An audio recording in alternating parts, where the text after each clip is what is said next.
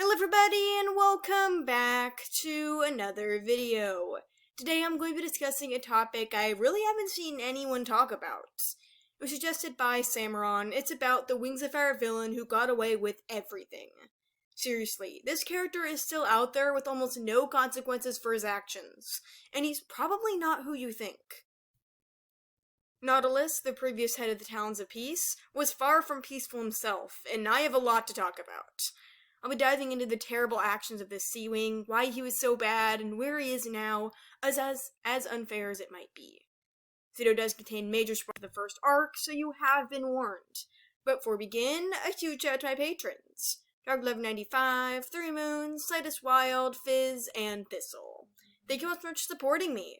Links to their social medias are in the description down below. Anyways, without further ado, let's get into the video. We were first introduced to Nautilus in The Lost Heir. He's the founder of the Talons of Peace, and before the war ended, he was in charge of it. Nautilus worked with 𝙈𝙤𝙍𝙁, Blister, and other bad dragons alike. This being was devoted to ending the war at all costs. He believed that peace is better than jewels and gold, which is true, but he also took things a step further. If he believed the death of a dragon was going to help his cause, then he'd go through with murder. Nautilus also had a superiority complex. In the way he's described as speaking, we can see he's very haughty and thinks he's better than everyone. Being the leader of Pyrrhia's biggest peace group probably didn't help that mindset. While this position may have made him look good to others, we got to see how he really wasn't. Like I mentioned, Nautilus was a killer. He'd always find ways to excuse his behavior in his own mind, thinking himself to be innocent. He blamed Webs, the Dragoness of Destiny, getting caught and held prisoner, so when he got his talons in the other SeaWing, he told Cirrus to brutally kill him. Here's a line from that scene. "Sorry, Webs. Peace is more important than any one dragon, and you would disrupt our backup plan. We're doing this for your own good. For the prophecy. For peace. Cirrus, rip out his heart." Nautilus claimed everything he was doing was for peace, but it really wasn't, not most of it. He was going to have Webs killed right then and there when he found him, claiming it to be a necessary sacrifice, but we all know it was just for petty revenge and anger. Nautilus is also the dragon who came up with the idea for the false Dragonets of Destiny, the children who were lied to about their future.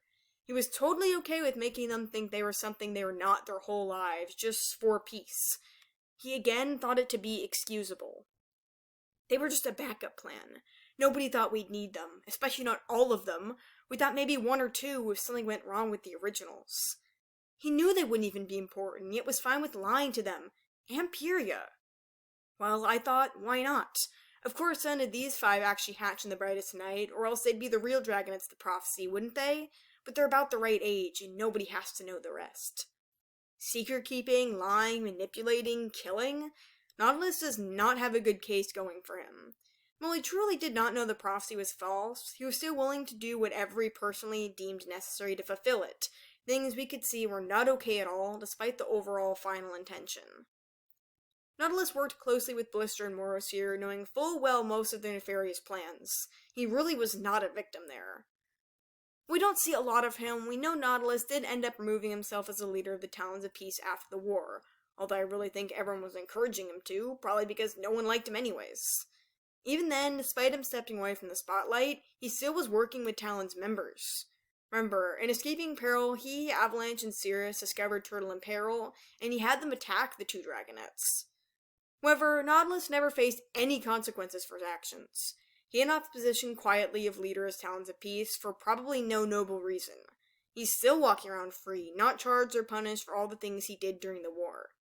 Fortunately, this has happened for a lot of other dragons in the series, and it occurs in real life too. Or is there a time where people often get away with a lot due to the chaos happening during that time period and after? There's just so much the queens and other dragons are focused on that dragons like Nautilus are able to slip through the cracks. Plus, a lot of the characters he worked with are out of the picture, like Blister, 𝙈𝙤𝙍𝙁, Cirrus, and others. I doubt he'll ever even be featured or mentioned again in Wings of Fire, but it's still frustrating to just see how much he got away with. He's walking around Pyrrhia right now, and likely up to something with those Talons members. But what do you guys think? How would you punish Nautilus? Let me know down below. Thank you all so much for watching, and I'll see you in the next video. Bye!